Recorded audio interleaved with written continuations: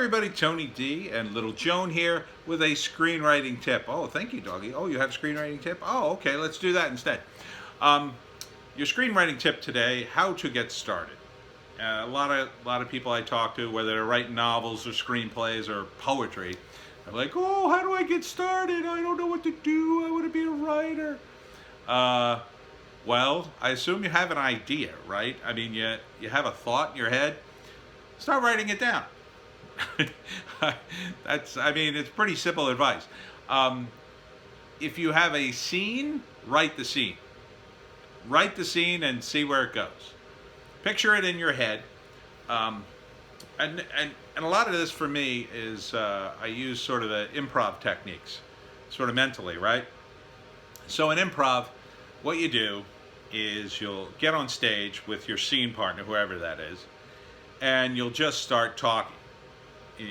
Your scene partner or you will make an offer, right? So let's say, I have this white dog, and it's always a declarative statement. Then your scene partner has to respond to that. Now, initially, this is comedy, by the way, comedy improv. Initially, you want to respond to something relatively normal. You're starting low, and you're gonna move up. So, if you start the scene with, "I have a white dog," what would be a response to that? "Oh, that's a cute doggy. I'd love to have one just like it." Right? It's pretty innocuous. It's neutral, and could totally go with a totally normal scene. At that point, your scene partner has to build upon that response, because in improv it's yes and. So, "I have a white dog. I'd love to have one just like it." So, just like it, you want to pick up on the little things. So, just like it is an interesting term, right?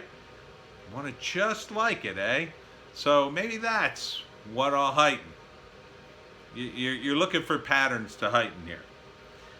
"I have a white dog.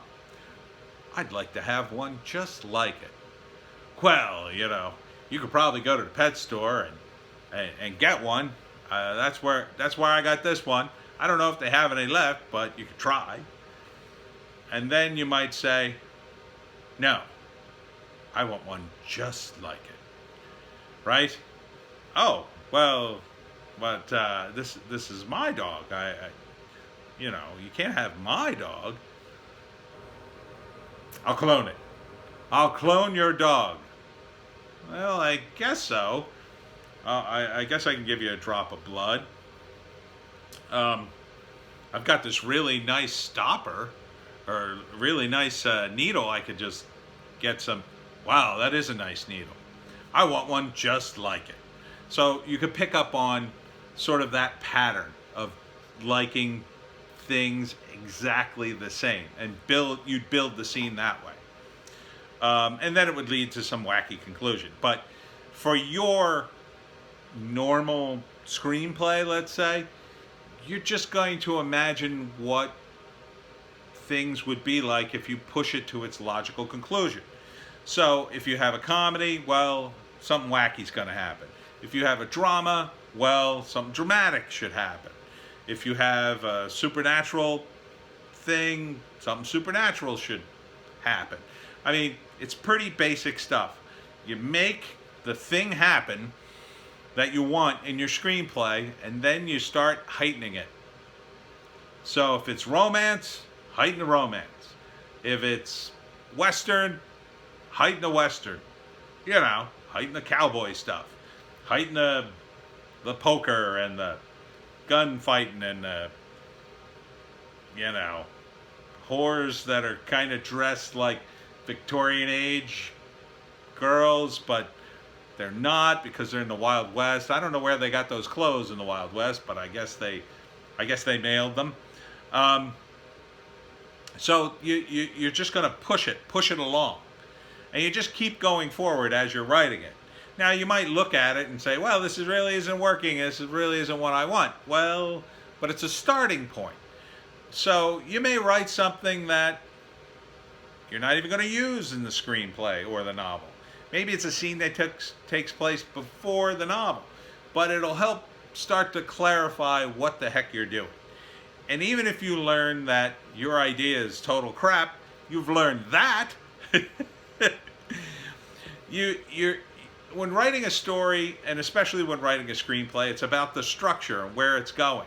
So, with screenplays, you have this idea, 90 pages, 30, 30, and 30, and you're going to try to push the first act, add to it in the second act, and then push it off a cliff in the third act, right? So, just start the damn thing.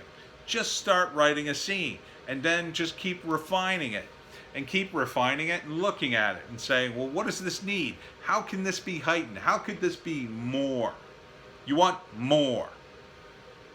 And when I say more, I don't mean like necessarily more characters or more dialogue. I mean more of what you want. And so at the end of the day, it's about what you wanted to do, what you wanted to say. If you wanted to make a drama, start making drama. Start make it dramatic. You got to start having characters confess things and reveal things, usually horrible things, but something. If it's a comedy, the people should get in more trouble, and it should be funny trouble. We need more comedies, by the way. I hope you're out there writing comedies, screenwriters, because this world desperately needs them. Comedy is being attacked on all sides by the woke, and there's very little of it left, and people just look for an excuse not to laugh these days. They look for an excuse to be outraged.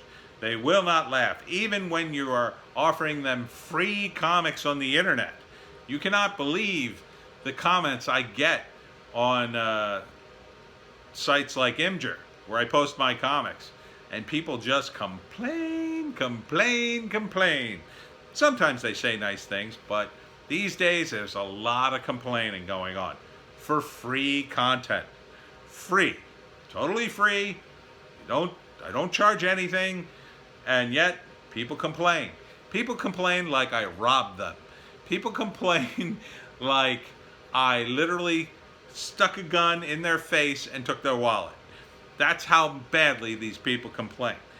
But a lot of them are self-entitled a-holes, young people, the woke idiots who are running around now. That's the kind of people with the time to be on social media all day. So don't listen to them, especially when writing your screenplay. You got to think about what's going on today. Depending on when your screenplay takes place, but you got to think about what you want to say, what you want to do. Don't worry about what other people want or say or do. I mean, know what's going on, know your subject matter, do your research if it's historical, do your research if it's not historical, really. But just push it forward and see where it goes. Take it to the most logical place.